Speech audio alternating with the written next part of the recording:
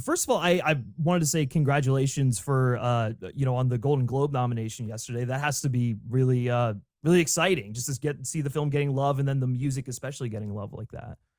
Yeah, no, it's nice. Like when I mean, look, I like doing the work and the work being the work, but it's nice when other people say they like it too. Yeah, Um, yeah. Especially when it's, like I sort of think this is the most artistically and technically challenging score I've ever done. Yeah. And so it's nice when that's the one that gets recognized. Yeah, no, for sure. I mean, because it's like you're in a weird position where it's like, and you were kind of doing this a little bit in the first film, but the first film is so like Miles centric and it's so centered on one location. Whereas like here, you're hopping between worlds, you're working with different sounds. Each environment requires a different sound palette, and so like I'm sure that's very exciting for you, but also like I can't even imagine like the amount of just like experimenting and work and just like the length it all kind of You have you know no idea how much yeah, work this score was. It's yeah, like, think how complicated this film score is on screen. And then imagine just getting to that point. It wasn't just like we just did that. We went through so many iterations and so many different ideas and approaches. yeah, You know, definitely the most complicated film score I've ever had to create. yeah. And I wanted to get into kind of like how complicated that is on stage because I got to see the version you did on stage of Across the Spider Yeah. Verse, Oh, and cool. yeah, just first of all, that was holy shit. Like that was one of the most insane, just surreal experiences I've ever got to witness. But I know you've been touring the Into the Spider-Verse thing a little bit, and so getting to dive into something like this for the first time, I mean, what was that like for you? What were the challenges and in bringing that to stage? Because like you said, the intricacies are insane. Yeah, I mean, the first when we did the Into the Spider-Verse live show, I was really hesitant at first because I thought, I don't know how you do this. I think one of the things that's very difficult is because I approach every film completely differently, and I always try and make them sound very different and feel different to other stuff. There's no like, hey, this is just a symphony orchestra score with a drum kit. There's like so many different levels of like ideas and techniques, and trying to work out how to make that into a coherent live show was very complicated. And the biggest challenge really was the record scratching. It Mhm. was like, how do you create a form of notation that a virtuoso record scratcher can understand? Yeah. And that was a big challenge for the first film. But having got through that, it meant for the second one, we'd kind of already like worked out techniques, languages, approaches. And so it meant the second film, while still incredibly daunting and complicated to do, it was more straightforward to build because Mhm. we've already gone through all the trials and tribulations of the first film. Plus, I get to play guitar at the end of the second one. I mean, you feel it when you're watching the movie, but seeing that like from you guys live on stage, you really get a sense for just like how into it, I imagine you must have been when you were working on that section of the film. Yeah, I think the thing is, I always also try and write scores that, like, it's not just like I've written something on a computer, now let's replicate that as close as possible. I'm always Yeah. trying to write for like the best musical experience. And that's always about giving musicians freedom to like perform and Mhm. not just make them robotically recreate what you've done. And that's rarer than it should be just because of the complexities of modern film scoring, and it's more risky to do it that way, but I always think the end result is better. Mhm. And I think what you felt in that performance was the fact that a lot of those musicians really get to play out as well, especially the drummer. Yeah. Yeah. I'm Yeah. jealous because I didn't get, I'm on stage, and the experience on stage is weirdly different to, I would actually like to watch that show because I'd love to know what it felt like, but Yeah. people like it, so that was good. Yeah, I mean, it's just a very overwhelming, like audio visual experience. Like, because not, the film's very emotional, and then the score is so otherworldly, really, for lack of a better word. And so when you're seeing it just like come to life on stage in a very just like raw sort of way, I think nothing really sort of compares to that. I would imagine it's sort of like when you're watching theater or something like that, and like actors always talk about how like the energy in the room, like you can't really match that. It's just it's very alive and fresh, and yeah, I think the thing that's exciting is like we're trying to do something that hasn't been done before, yeah. like in terms of how that score sounds and how that score's performed. That also I think makes it very exciting, and I think that's one of the things that I've always trying to do with film scores. And I think one of the reasons people really responded to Spider-Verse is because you're trying to do things that are new and the audience hasn't experienced before. Like sounds different, feels different, looks different. And so I think when you manage to pull that off, the reaction from anyone watching a film is always way greater than just doing something you've heard before in a million other movies. Right.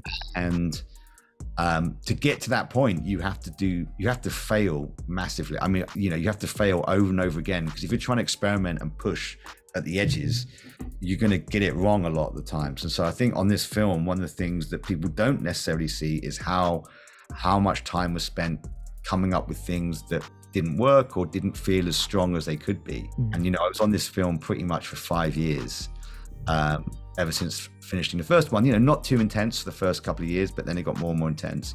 But during that time, huge amount of space to come up with ideas, do tons of research into techniques and ideas that maybe you throw in the bin because they're not right. But through that process, you then get these great moments like 2099's theme or Gwen's theme, and that is the result of loads of experimentation and lots of failure. What were some of like maybe the most boundary pushing ideas that you came up with that maybe like went a little too far that didn't make it into the score? One of the things I did was build, I've got a very good assistant called Alex, who's much better at programming than me. And so we set this big challenge of trying to build this time stretch engine, which basically would time stretch any multiple audio files in real time. And so what the plan was originally was to try and record, like in the first film, we did this thing called Scratch the Orchestra, where we record the orchestra and then we mixed it and then we record scratched it back in. And it sounded cool, it was insanely time consuming, and complicated, because you were having to sort of slightly score a film like 3D chess, knowing you're recording this, do this, you're gonna do that. Yeah. And then I wanted to try and make that even more complicated for the second film, where I was going to build this engine where we could move within time within each part. So the drums could slow down while everything else sped up and pull them back. And it was really cool, but it was so mental and chaotic. I was at work. And it's a shame because we spent ages on building this idea. Yeah. And then you're like, okay, this sounds absolutely bonkers, but you know what? It doesn't help the film.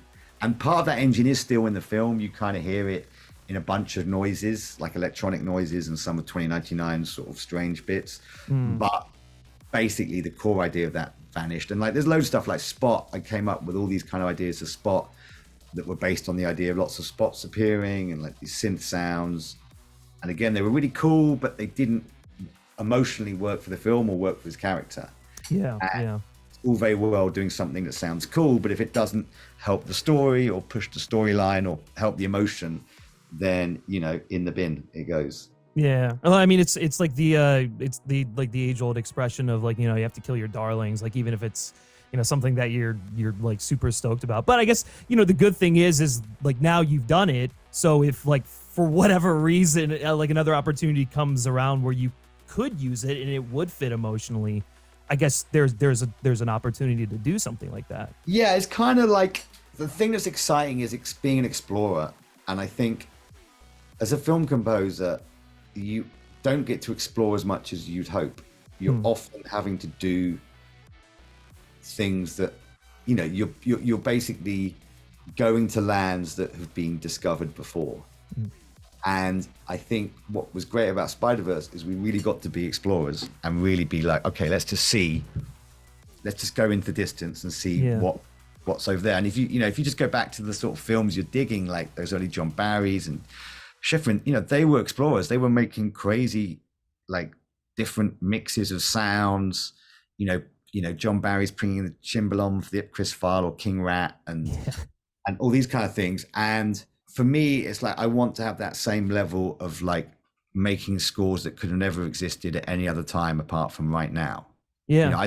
I like doing throwback stuff, Man from U.N.C.L.E. stuff like that. I love doing stuff that feels of a period, but I really, really like doing like making a film score that feels like it could have never existed before until today. And with Yeah. Spider-Man, I really think we got to do that. Yeah. I mean, first of all, just the use of electronics, I think, is just it's done in a way that I mean, I can't think of another film that's really utilized it.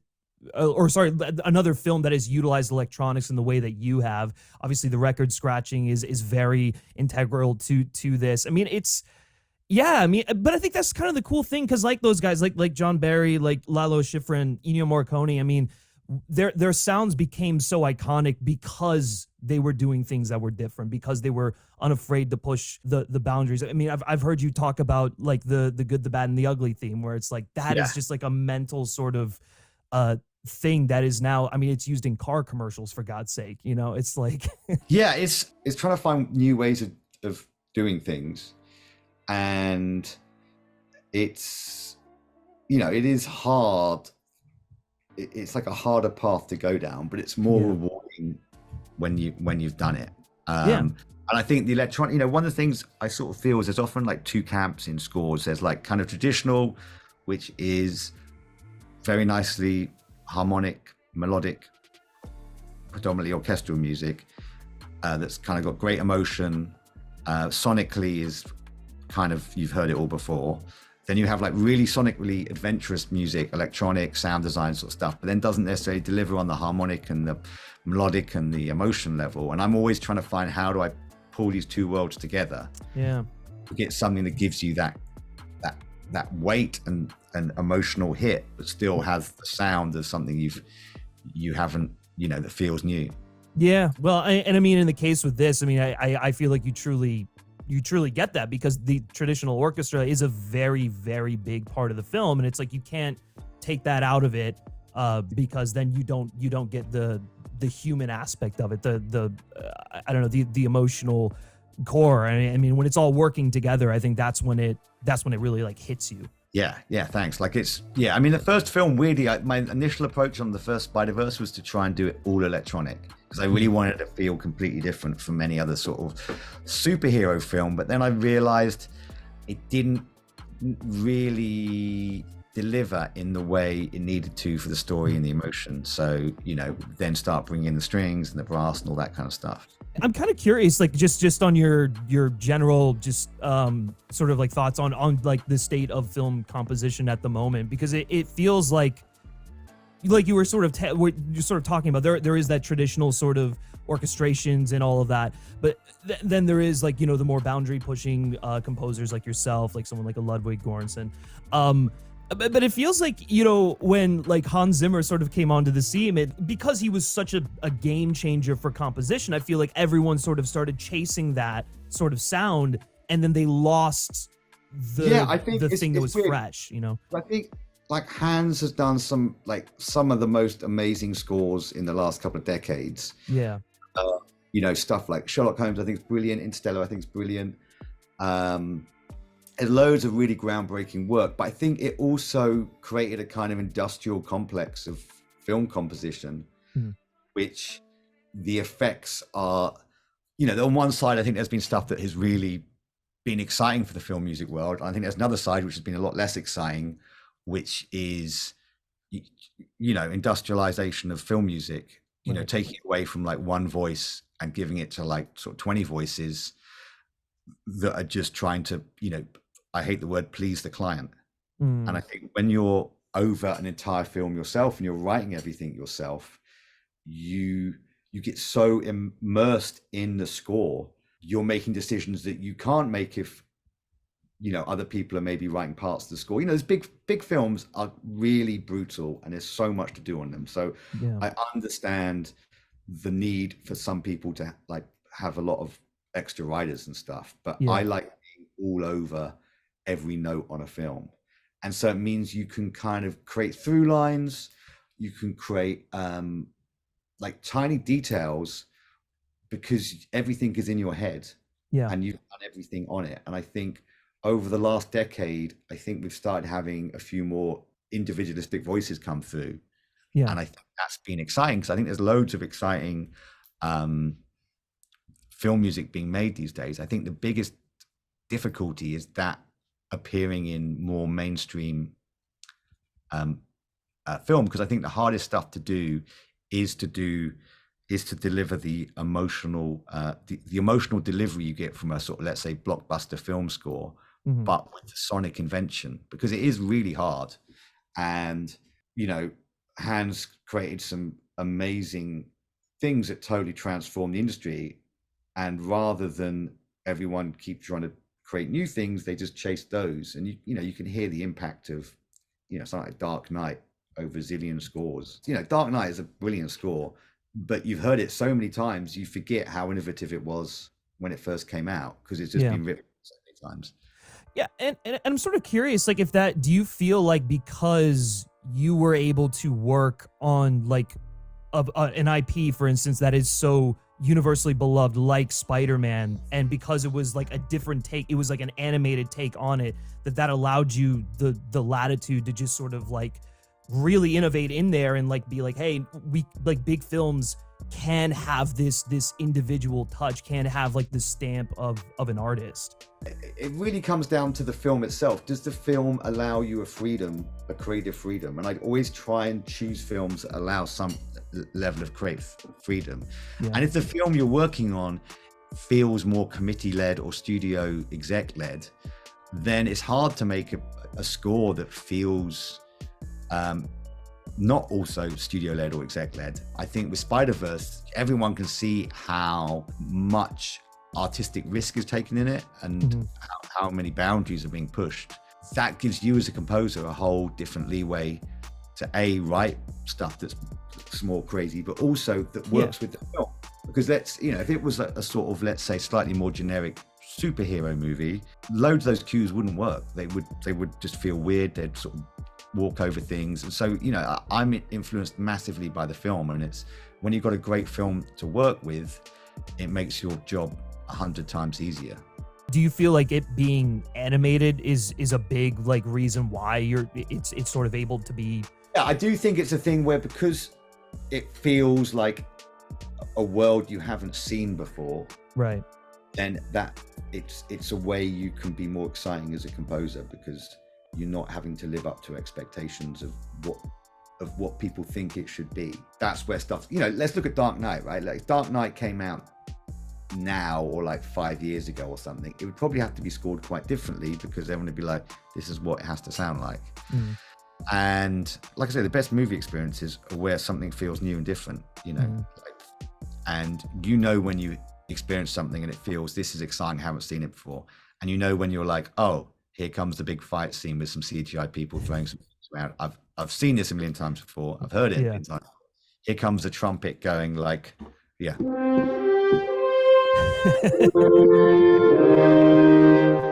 you got the chords like that sort of stuff, You're like, yeah, I've heard that stuff. So it's easier said than done. It's I've done all those things as well myself, so it's not like a paragon of virtue in this. It's I'm like all those other composers are searching for the same thing, and they might just be on movies where the people around them or the movie doesn't really allow it. And Spider-Verse allows it, so that's what makes it exciting. I feel like we're in this sort of like era of like, obviously, like cape films, like superhero films and whatnot, a lot of nostalgia stuff, a lot of legacy sequels and whatnot, because I feel like at the top there is a bit of a lack of creative, risk taking that then trickles down. Yeah, I mean, it's like, look, a lot of the big movies that come out don't excite me these days, because I'll have meetings with film studios and they'll be like, hey, we want to do a new film, great. And they'll be like, here's what our films we've got coming out next year. And I'm like, they've all got numbers in them. I don't want to do a film with a number in it unless I've done the first one.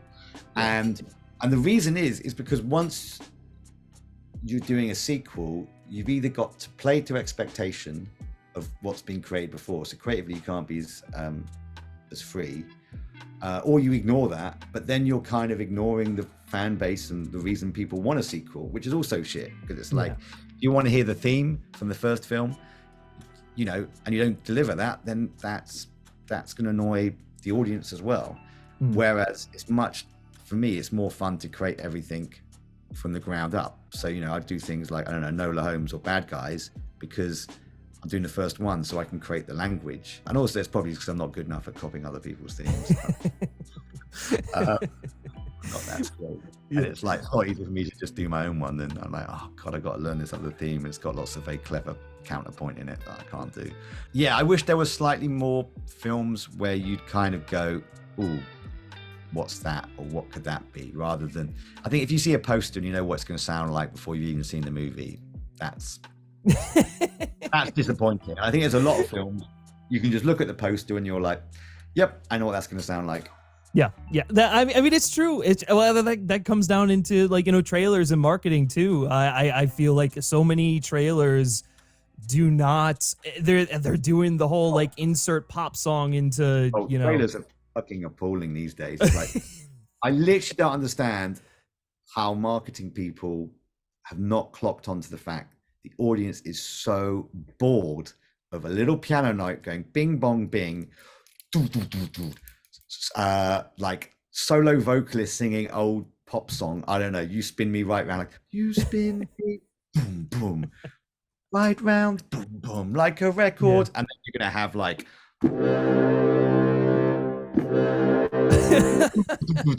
and then it's like, you spin me right round, baby.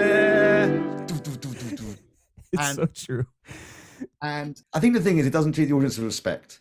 Yeah. And that's one of the things I'm always trying to do is treat the audience with respect wherever I can, and say, let's, you know, and you get scores, you know, let's say something like Social Network. Social Network really transformed what people could perceive was acceptable in a big movie, like by being electronic. And so, you know, it always changes as time goes on, and it's like just trying to help.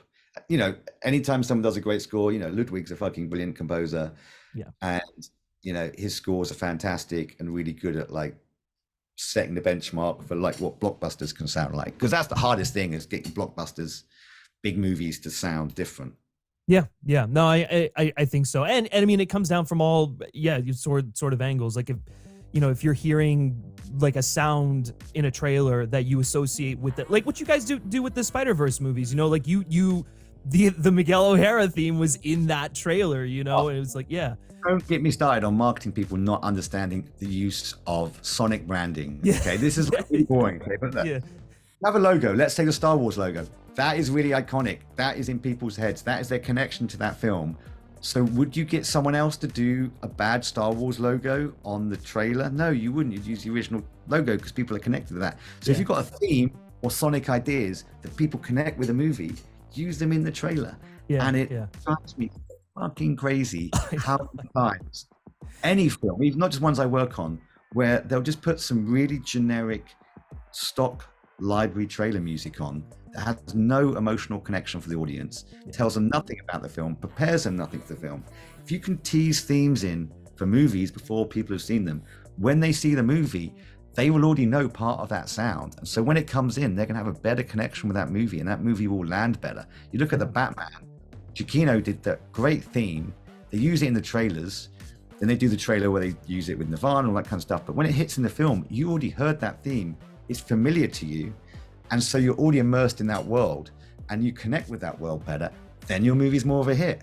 And it's like, I would really like to give a TED talk to trailer people. Correct me if I'm wrong. I would say that because you teased the Miguel O'Hara theme in the trailer, that's why it's become such a sensation. I mean, obviously it's a, you know, a very catchy, instantly sort of iconic thing, and it means something in the context of the film, but there was already like a unconscious, you know, or subconscious awareness of it. Exactly. Yeah. There we go. Not that complicated. Yeah. So, any trailer people are still watching this by this film, which they 100% will not be watching at all. Yeah. Stop making trailers rubbish, please. No, I'm so bored being in movie, like wanting to switch off in 2 seconds when I hear a tinkly piano note playing a theme badly on one finger. Look, I do have to wrap up here. I have one final question for you, and it is just your favorite cue in the film, both just in terms of when you see it on screen, and then what's your favorite one to play for the live performance? My favorite one to play in the live performance, and my favorite cue is probably the same one, which is the very final cue, start a band across the Spider-Verse, just because it pulls together like every idea in the film into one incredibly complicated to mix cue. But it's got all the characters' themes. It's got a ridiculously large ending, big crescendo, and it's really fun to play as well because the guitar part's quite easy. Even still mess it up though, but it is pretty easy to play, and I'm a terrible guitarist. And it sounds cool. So that's my favorite one to play live. And then other ones I really love in the film, I love the train chase. Yeah. I love Falling Apart. I love Cannon Event. They're probably my favorite ones. Who